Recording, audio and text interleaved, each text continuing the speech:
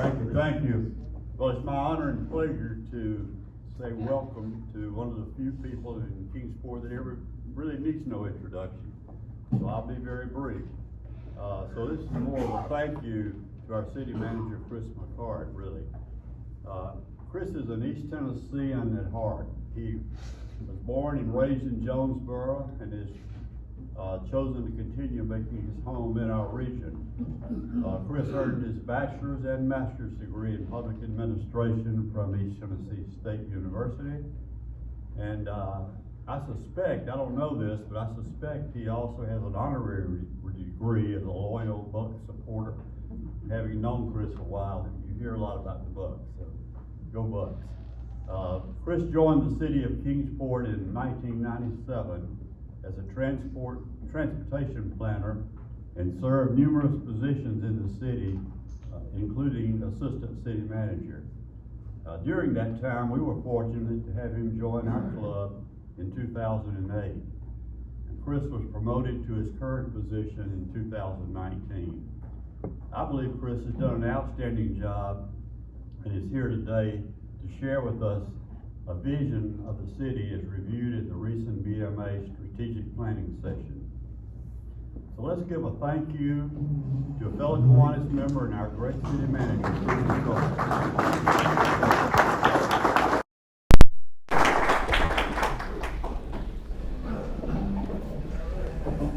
Thank you, Jim, and thank you to the club for thinking of me as your third choice. I think Ryan was supposed to be here and then maybe somebody else after him.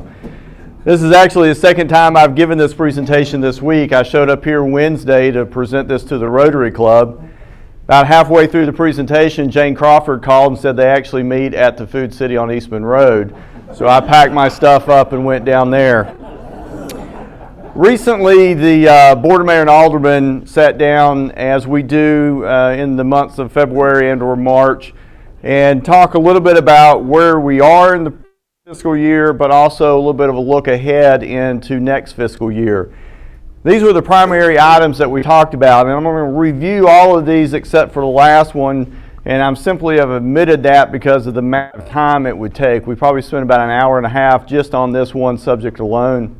And that is really, we have taken, in summary, what that is, we've taken a lot of time over the last several months working with some consulting firms and working internally to understand asking ourselves what are the things that we need to do to continue to improve that service, to continue to strive for efficiencies, to understand better how technology also look at the voluntary customers and the ever-evolving world of recycling. And so more will be coming out on that in the weeks and months ahead. An upcoming BMA meeting, actually our first meeting in May, at our work session, Ryan will go into much more detail on that subject. But I will review the ones above that and kind of give you a little bit of an overview of where we stand and some of the things that we have on the horizon in the city. So sales tax, as I've mentioned to you all before, continues to be something that is just at a level there that represents the highest amount of sales tax collected in the month of December in the history of the city of Kingsport. Nearly $2.3 million came into the city of Kingsport. We just recently received the February sales tax. Keep in mind these are about a month behind. And we saw a 13% growth over what was budgeted, and that was already a very, very liberal budgeted amount, seeing how we revised our budget a couple months ago to try to capture some of this revenue that was coming in and redirect that. Why is that?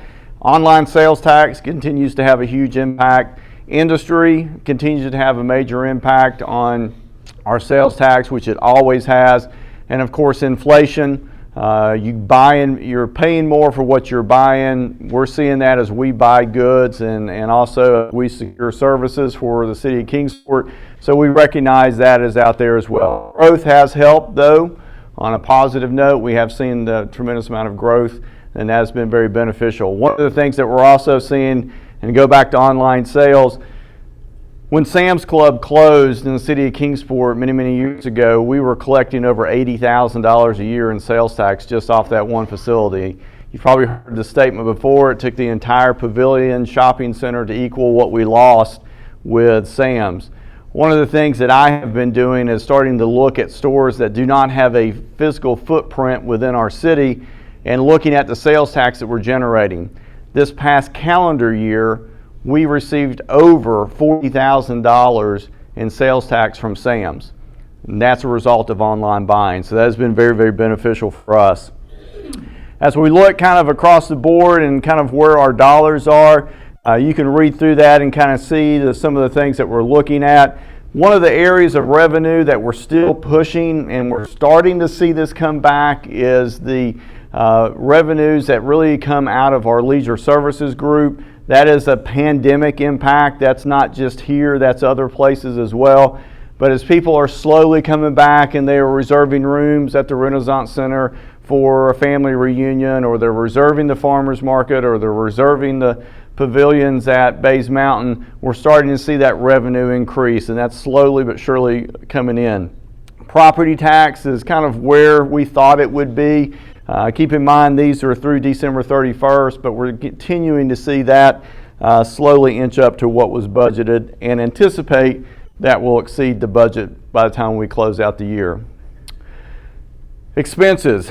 You can't talk about revenues without talking about expenses, and that's some of the same things we're feeling at home, and some of the same pinches we're feeling from our wallet, we are as well. The cost of goods is continuing to go up. Electricity has been a big hit for us. I'll talk a little bit more as we get to the end about that as it goes through our budget. In addition to that, fuel is continuing to hit us. While we've seen in the recent weeks some stabilization in diesel, we are seeing regular gasoline continue to go up. We're bracing for July and August that could be well above what we have presently seen. In addition to that, this top line of personnel, a year ago when we had this same conversation, that number was not there. That was because we were sitting on so many vacancies, but we've been successful in closing that gap tremendously. So economic development. This is one of those areas that kind of has two pathways. One, economic development is an area that has a four-letter word attached to it. It's called time. It takes time for things to happen. We have been working on a particular project trying to land a business in our city for greater than 6 years. I thought that was ridiculous until a friend of mine sent me an article that a similar city had been doing the same thing for 10 years. So we're getting close, we recognize that. The other thing with economic development, it's always our fault. Even when it's not, it's our fault. So you can read the paper, you can read social media, or you can just simply pick up some of my voice messages sometime and you'll see that. We'll focus on this. This was really the pathway the board put us on several years ago in terms of the areas of economic development that they wanted us to focus on. And in summary, retail, residential, and quality of life really was the areas that the emphasis needed to be placed upon. The goal was to try to focus more towards how do we increase retail. A big thing for us because of the amount of leakage that we see in terms of people going outside of our area to secure goods. Residential, the need for growth and new growth within our city. And then quality of life. What are those things that attract people in here? What are the magnet projects that bring folks to Kingsport? Brickyard Park, we have been working on this for quite some time.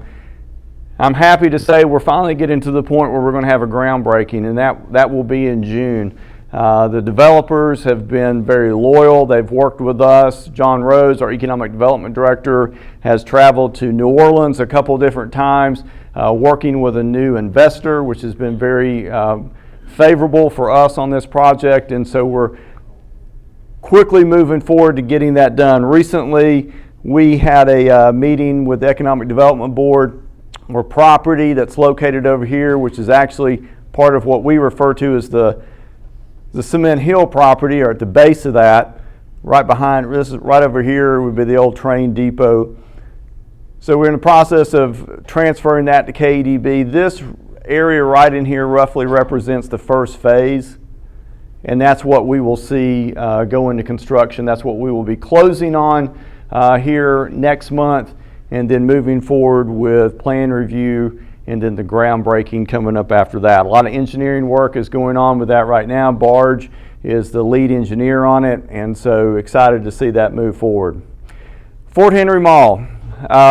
This has been and continues to be a project that we are spending a lot of time on, and really the reason being is because the placement of this property and the opportunity it has for continued economic development, we believe very strongly is still to do this and to kind of work through all this. We've had a lot of great conversations with the owners of the mall, whole properties, and quite honestly, because they've had numerous opportunities to take this project and go a completely different direction. They could have gone down a path of really turning this into a flea market or anything that would have generated revenue. They've done the exact opposite. They don't have any debt on them.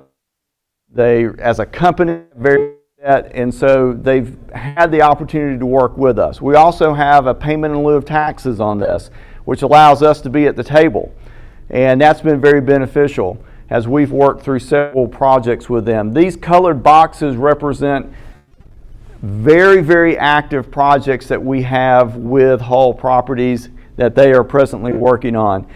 This area here, which is the former J.C. Penney site, we anticipate a very significant announcement on that within the next couple of months, at least no later than June.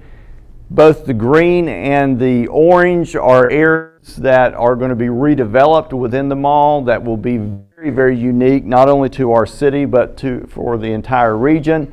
And then these are out parcels, and if you've driven around the mall and you've seen the sea of parking that exists there, out parcels is the one area that we really believe can bring positive activity back into the mall. And so we're thankful to be working with a local developer on this particular site and hopefully moving very closely towards getting that resolved or getting that closed. Had a great meeting with the developer yesterday, and I think we're very close. So downtown. Downtown is an area that, as long as I've been here, has always been an area of passion for this city. It has been an area where we've been able to retain our financial institutions. Our city hall is down here, and we're continuing to bring activities down here. We're continuing to reinvest. As you know, if you tried to drive down Main Street, it is a mess. It's closed off, but it's part of a $17 million complete rebuild of that project to finally give us the front door into our downtown that we have needed. This is a project that we, through the Economic Development Board, along with Marvin Egan, who acquired this. This is the old Citizen Supply, or the old Moose Lodge, and Marvin is going in and has done a complete, and is in the process of doing a complete rebuild of this site. It was actually 3 separate buildings, and he has gone through and kind of tore back some of that original architecture. He'll be going back with a whole new facade. He tried to start taking the plaster off, and Marvin quickly realized that he would probably be long gone from this earth before that plaster was removed. And so he took a little different approach, but it'll be a beautiful facility. It's already completely leased out. Adjacent to him, Reed Burton, you know, Reed from Braden's Barbecue, is working towards building some townhomes on the site. Reed is setting up his project to coincide when we get to when we start bringing the Main Street project to that point. That's smart on his part. It allows him to line up his sidewalks and the rest of his site with with the work that we will be doing. And so we anticipate being in front of his place probably sometime July to August. Downtown, continuing with New Street. When we moved into 415 Broad Street, we bought that from Regions Bank. We also got this parking lot right across from Chef's Pizza. And initially the thought was we would go into that parking lot and we would probably fill that up with city employees parking there. The reality is we have not seen that. On average right now we probably have 7 to 8 cars a day in that lot, so it's not at its highest and best use. And so after looking at this and kind of asking ourselves some questions, we started thinking, all right, let's move towards surplusing this, putting it out there on the market and seeing what we can get. So 2 reasons why we were doing that. One, it's not at its highest and best use. Second point is that we have recently been approached by more than one developers that are looking at a hotel within our downtown. They have looked at existing buildings. In fact, at one point, City Hall, 415 Broad Street, was even looked at long before we went into it as a possible hotel site and was quickly eliminated. Other buildings have as well, and to get the rooms that they desire, it's really become cost prohibitive. So we reached out to a few of those developers and said, would you be interested if this was to become available? And the answer was yes before we could complete the sentence. So we now have moved that over to the Economic Development Board. The Board of Mayor and Aldermen gave us direction to look towards a hotel or a mixed-use development, and so we will begin going down that road. I really think we'll see this, we'll see some promising news on this as we move into the summer. I think there's a lot of interest in this to see it developed, and again, this allows us to put a piece of property that's not on the tax rolls back onto the tax rolls and for it to generate additional economic opportunities in our downtown. This is a great project, and Don Royston is in the room, and I don't know that we would have got here without Don, but Don was very instrumental in bringing the necessary parties to the table to help us with this. And as I mentioned to Jim Dickert earlier, do yourself a favor and ask Luther Kane to come to the club here and give a presentation on it. Probably one of them. I've had the opportunity to work with Luther for 25 plus years, and the amount of passion he brings to projects is second to none. And the passion that he brought to this really was dynamic, and I think something we'll be excited to see move forward. We have an opportunity through the Economic Development Board to enter a lease on this property. That lease allows us the opportunity to purchase at some point. This lease also allows us to make modifications and to sublease. We obviously have interested parties in this building, or we would not have gone after it. But as Luther Kane said, it's probably one of the most prominent buildings in all of Northeast Tennessee. And for him to make that statement is pretty powerful. Knowing what we have within this region, but also the history that this building has. I've had the opportunity to walk through it numerous times. It's impressive. It has an opportunity, if we can begin to pull this together, to be a game changer for our downtown in terms of the amount of visitors the proposed project could bring. So more on this, but this is yet another way we are working towards creating magnets in our downtown. This is something that we have talked about for a long time. How do we attract people downtown? How do we look at the diversity of those magnets so that we can have activity 12 months out of the year? We're also talking about, when I talk about getting properties into the highest and best use, recently the Economic Development Board, at our request, started looking at property they had required off of Airport Parkway. Bill Dudney, what was that, 35, 40 years ago? Long time ago. And so we set out on a process how we could move these properties. Pretty much all these properties have a contract on them right now, and we're working towards the development of those. One of the big things that I have in kind of a task of myself is looking at properties the city owns or our Economic Development Board owns. And if strategically we need to hold on to them, that's great. But if not, I'm looking to move those properties and try to encourage development, try to be able to work with that development, hopefully so that it creates opportunity for redevelopment around it, but more importantly, getting key properties back on our tax rolls. Business parks. This is another area that we are working on. My slide's a little messed up here, I apologize. But one of the things that we have seen as we've looked over the last several years of economic development opportunities is how can we as a city look for opportunities with limited land opportunities to drive industrial or light industrial development. Business parks, light industrial business parks is a great way to do that. The picture I had up there was of Brookside Drive. I'm a firm believer, and others are as well, if we could duplicate what we have at Brookside Drive throughout the city, we would be able to fill it up very, very quickly. And so we are currently looking at taking the revenues that we've generated from the sale of some of the land off Airport Parkway and plowing that back into acquiring new land within the city that we could then see as an opportunity to build a light industrial business park. We know we have demand for that. We know we have a lot of not only internal interest but outside interest for that, and so that's something I'm hopeful we'll be able to be successful with. But a good demonstration of how those dollars are being used to be able to take those profits and drive them back in for future economic growth. We talked a lot about this a year ago. I'll be honest with you, we've talked about this probably every day in my office for the last year and a half. We are in an extremely tight labor market. I recently saw numbers where there's more vacancies in the state of Tennessee than there are individuals on unemployment. And I've also recently said, I've mentioned to you all probably in the past, but it's coming up once again, is that the belief is that as employers we should anticipate on a 40% perpetual churn in our workforce. That's challenging. That's very challenging.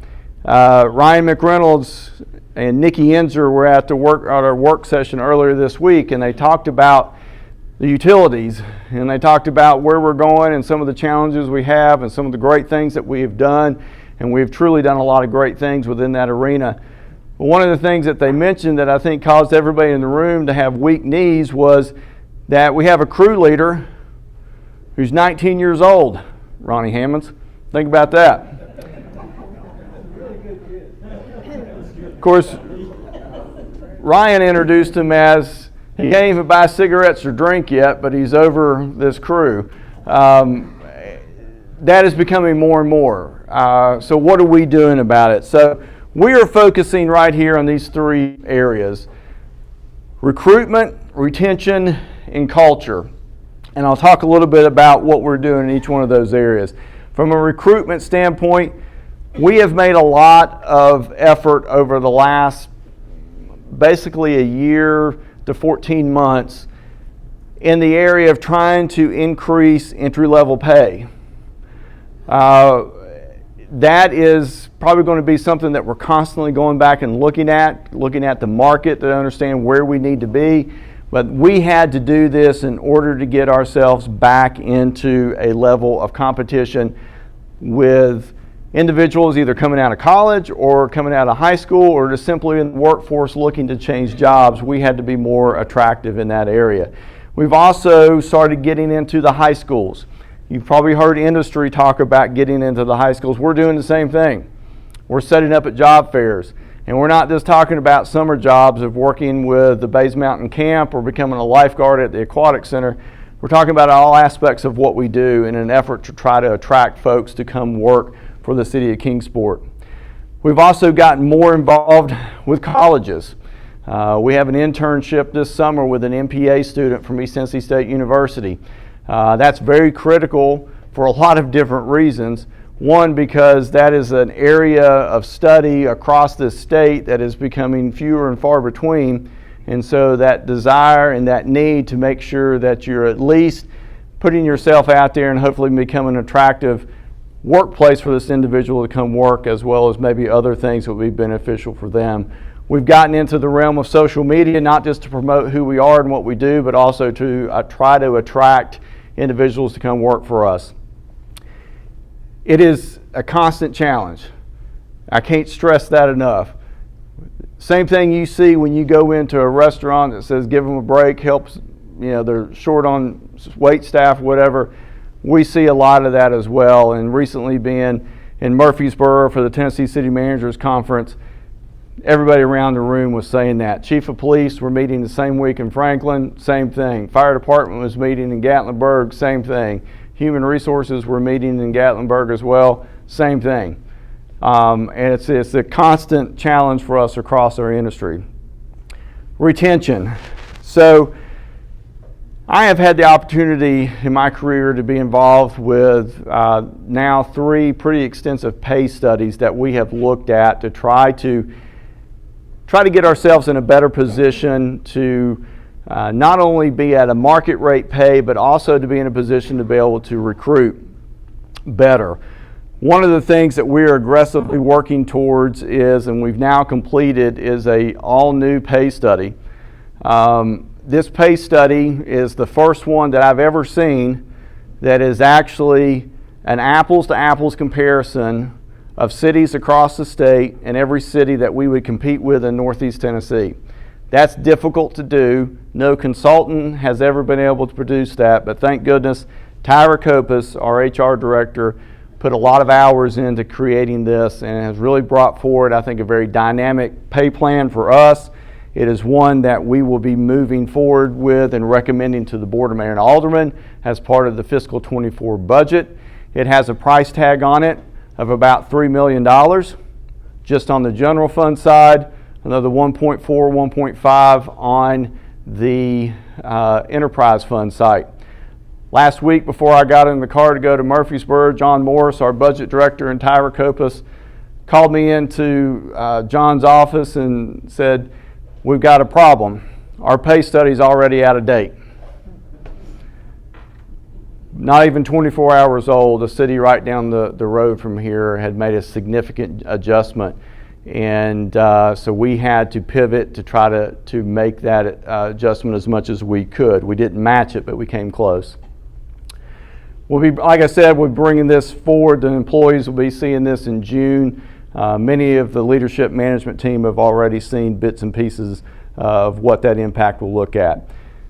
This is an area that I have really, over the last 6 months, started to focus a lot of my attention in the HR arena on. And that is, how do we build the culture within the city of Kingsport? How do we have individuals choose to come here and not just give us 5 years, but give us 35 years? And so we are having a lot of conversation at the leadership team level about what is our culture? Why does someone want to come to work here? Why do they want to be part of our team? For the last year and a half, every new hire for the city of Kingsport, on their first week or no later than their second week of employment, they sit down with me and we have a conversation about coming to work for the city of Kingsport. And I share with them my story. I talk to them about you all in the community, in the business community, and how special it is to be part of this city. And that, I hope, conveys to them that we have a desire to invest in you. We hope you will invest in us. The folks such as Ronnie that have worked for the city for, what'd you work, Ronnie, 75 years for the city? That doesn't exist anymore. I can't get them to look beyond 5 years, and retirement is not even in their vocabulary. Debt. So this is something that I put in here solely for Ken Marsh. So if you all like to get up and go to the bathroom, get another cookie or drink, feel free to do so. But debt management has been really kind of a hallmark of who we are as a city for quite some time. We rely on debt for capital projects. We do some capital through cash, but a lot of that comes through how we are issuing bonds. This is important to note because this area right here is where our debt limit sits, well below our self-imposed debt limit. And those are two important numbers to familiarize yourself with.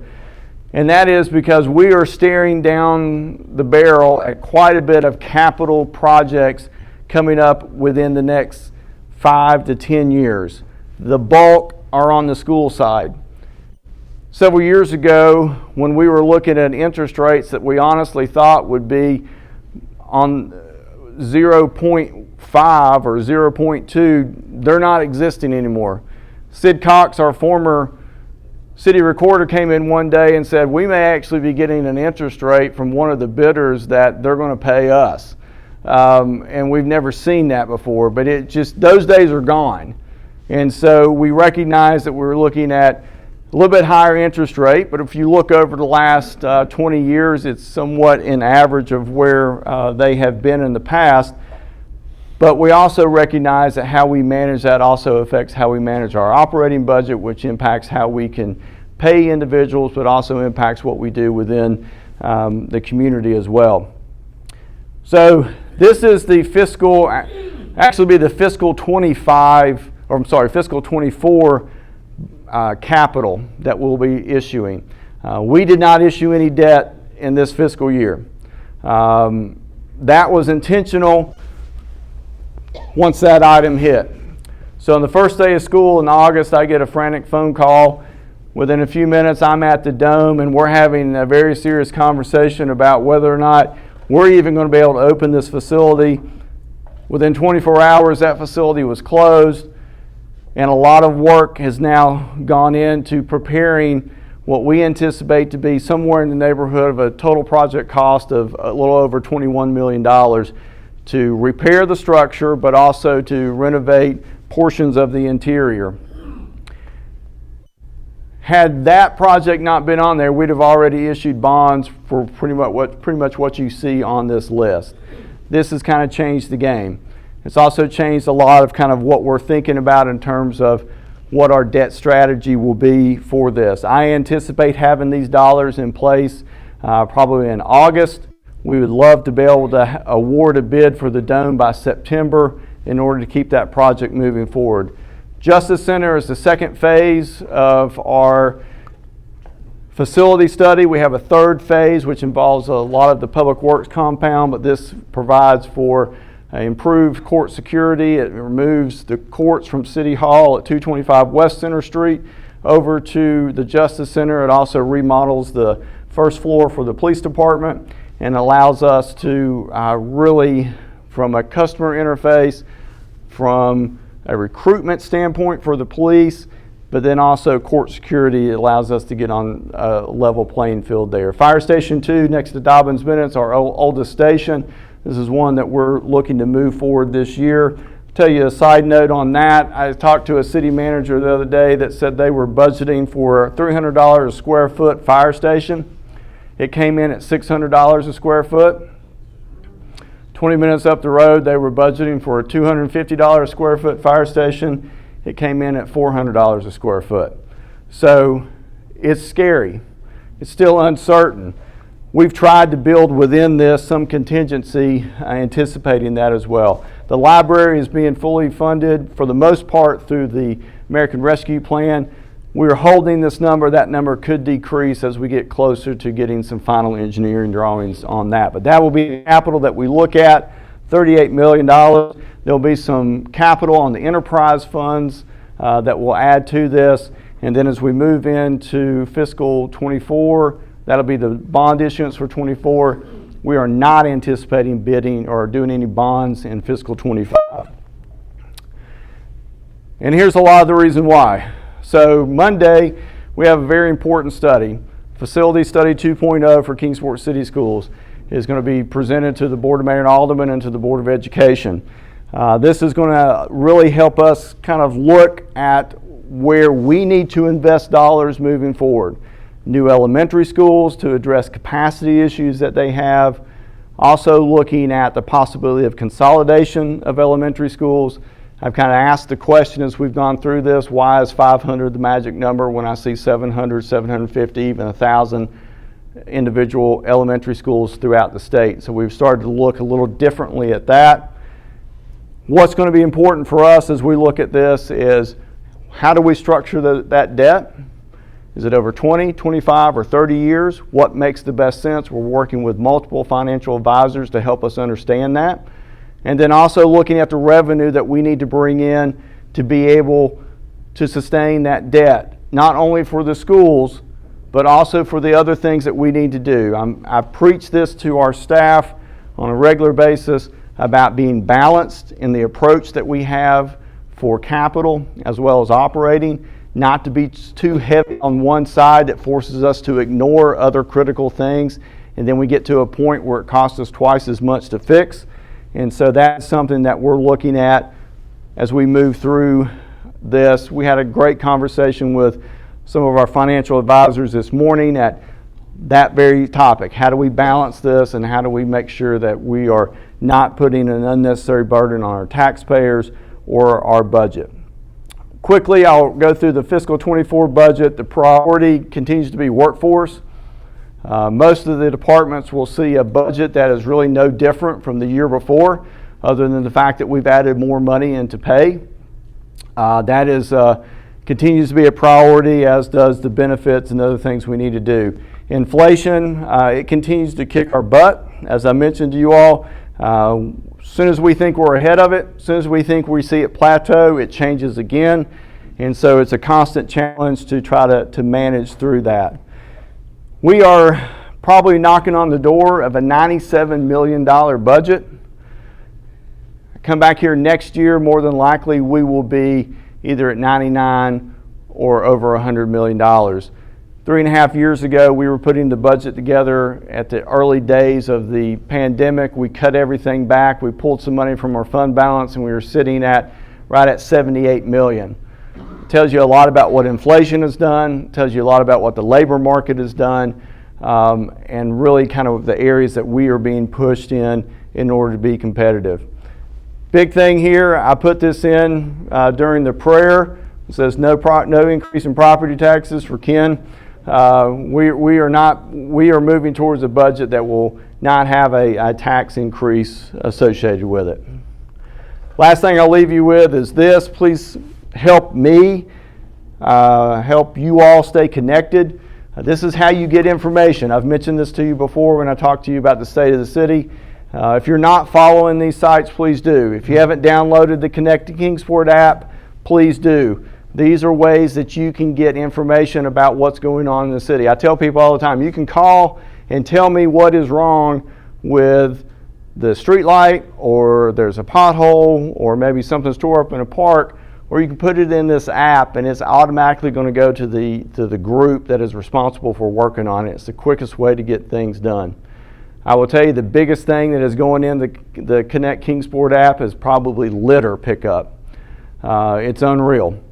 Just the amount of litter that we see, and a lot of that is tied to the fact that our ability to get day workers anymore is near impossible to help us with that. But that's, again, an issue that not only we're facing, others are as well. With that, I'll be happy to answer any questions that you might have.